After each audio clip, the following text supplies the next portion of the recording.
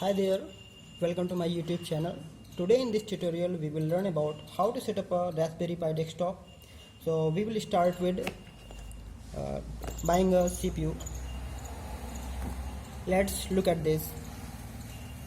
To get this piece of the board, you have to look in the Raspberry Pi official website, which lists four sites inside it, named Robo.in, Silverline Electronics, Factory Forward and ThingsBit. So in all of them you can buy this cheapest Raspberry Pi model, which is for $35. So let's have a look at this. Starting, I ordered this Pi board from Silverline Electronics. So to buy this board I had to face lots of challenges and problems, since look at this billing board. I ordered this from Silverline Electronics, but after 15 days I didn't receive my board. I complained them and they said that the delivery is still on hold. I received this board after about 20 to 25 days. So that was very disappointing. After getting this board, so we need some accessories like 15 watt USB Type-C adapter like I have here. I bought it separately. Most of the time this is out of stock in every of the website. Even if you look in Amazon or Flipkart or even this 4 website that I earlier stated, it costed me about I am showing you the receipt. I bought it separately from Robo.in, as you can see here. At number 3, the official USB Type-C 15.3 adapter costed about 762 rupees, which is a bit costly for an average adapter. And along with this, since I have a VGA monitor, so I had to buy a HDMI to VGA converter. Since Raspberry Pi only supports HDMI display output, there is no port for video graphics array or VGA. So you can use this converter to convert from HDMI to VGA, which is digital to analog signal. Along with this, we'll also need some protective kit, or you can say Raspberry Pi case for this board. So I separately bought it some acrylic case, which come in a very decent package. You can look at it. This is very transparent and glassy, and if you set this up, it looks very beautiful. And also I have bought a fan to cool the CPU when it is overheated. It can protect our CPU. After all, we are ready to set up a Pi 4 case. Before we begin, just look at this. We have got this fan, but the screws supplied with this had some elongated edge. So as you can see, I reversed its direction, since this one fits just over the processor. You can see here, this one fits just over the processor, so it does not hurt the processor if you accidentally push it inside. I have reversed its direction to protect it from some kind of pressure. So let's get started setting these up. Okay, wait, before we set this up, I want to have a look at what this board has got from the manufacturer. As you can see, it has got 4 USB ports. 2 of them are USB 2.0 compatible and 2 of them are USB 3.0, which is backward compatible with 2.0. That means you can use your 2.0 compatible devices with 3.0 as well as these ports. Along with this, it has got an Ethernet port, so to browse internet at very fast speed. Here it is written that it is China made gigabit Ethernet. Also, it has got a very fast processor and 4 GB RAM. So this is available in 1 GB, 2 GB or 4 GB variant. So I have ordered a 4 GB RAM. If you go in the description or detail, it is SDRAM, which stands for synchronous dynamic RAM, which is a little bit slow from DDR, which is dynamic RAM, but it works well for PCB mounted. SDRAM are easier to mount on a PCB, which is smaller in size. Along with this, look at this edge. We have got, as you can see, we have got two HDMI port which are capable of delivering 4K output, which is a very good resolution. Also, they can work with any resolution that is lower than 4K. So it is very good. And also we have got USB-C type power supply, which is forward and backward compatible with the charger. Like you had a micro USB port which you can only insert in one direction, but USB-C type ports are just symmetric, so you can use this end and or plugging in other direction, both fits well. And we have got a micro 3.5mm jack, which is capable of delivering high audio output. Along with this, here you can see we have a camera port for webcam.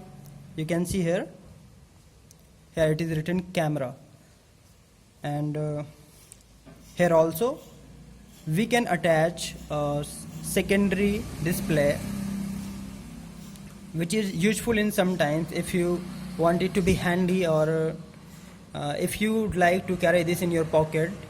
So in the market there are available a 3.5-inch display which fits this board completely, and hence you will be able to carry it in the pocket. And at the back side, since this is a dual side PCB, here are lots of components mounted. You can see that here is an SD card port which can hold maximum of 128 gigabytes of memory. I'm not very sure. You can look at the website for more detailed discussion about this.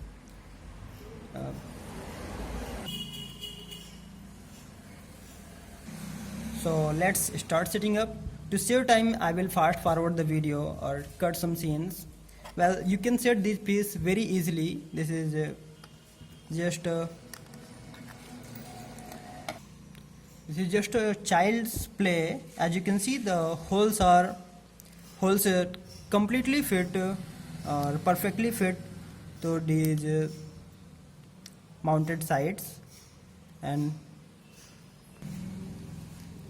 as you can see that we have set it up, and this case looks very beautiful. You can open it from the top and close it. This case is openable because if you want to use the GPIO pins, there are 40 GPIO pins which can deliver analog and digital pulse width modulation signal. They are generally used for programming purpose or controlling some robotics. So if you are a developer, then this is good for you. You can also use the GPIO pin for third or secondary display, which you can see the pin configuration on YouTube in another videos. As you can also see that this cable coming from the fan is very lengthy and it doesn't fit inside the case, so you can either cut this from right here and plugging in this pin to here. I'm going to tell you the connection, how to set it up. As you can see from this side, if you look at the right side, starting from pin 1, 2, 3, 4, so you have to plug this red wire into pin number 2 and black wire into pin number 3 from the right. So we'll start counting from the right. As you can see, the red wire is on the right, and you have to plug in the red wire in pin number 2 and black wire in pin number 3. Okay, This is a little bit difficult to fit it, but it will be okay.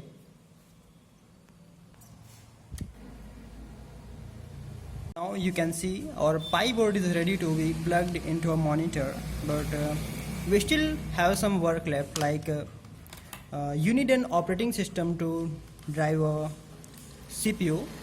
So Raspberry Pi comes with some SD card that is preloaded with knobs, but I have ordered it from Amazon. You can see that this is Samsung 16 GB, but as I plugged in right here in the back side, you can see here is the port for SD card. I plugged it in few days ago, but somehow it developed some kind of strain downward, or maybe accidentally I pushed it downward, and so my SD card broke from the mid. As you can see, let me focus. There is a crack in the mid, so I got my SD card damaged. So be careful before you plug in and handle it carefully, otherwise eventually you will end up with your loss. The recommended minimum storage for Raspberry Pi for bootloader is at least 8 GB of memory. You can also load Noops, which is very easier to set up, but I used Raspbian desktop environment, which can be downloaded freely from the official website. Now let's power this from this adapter, which reads 100 to 240 volt AC and 50 to 60 Hertz. Maybe this is clear now. And it is a 15 watt adapter. It can work in any European country from you can see that this is 100 to 220 volt. 120 volt is used in US, UK, and 240 volt is used in India. So any European country can drive this very easily. Let's unbox it.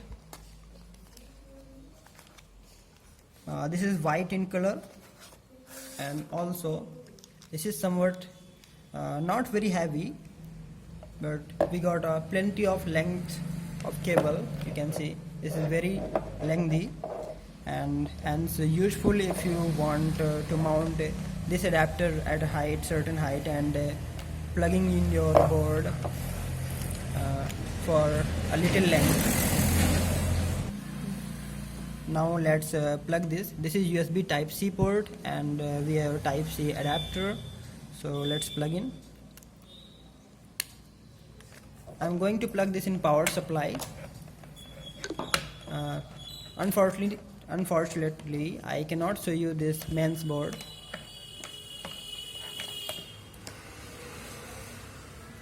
Okay, you can see the burning LEDs right here, and also the fan is working. I can feel the heat by the processor. It just started blowing hot air, but the Raspbian or the Raspberry Pi CPU doesn't overheat much, but it is okay to set up with a small fan, so it protects it from overheating. Sometimes when you are gaming or handling some heavy applications, it is useful to reduce the temperature of CPU, hence improving power or CPU power significantly. So for today's video this is enough, and so that video does not get too lengthy, we will come up with a new video when we set up a complete desktop, and as always, thanks for watching, and if you liked my video, you can subscribe to this channel so you can get updates frequently. Thank you.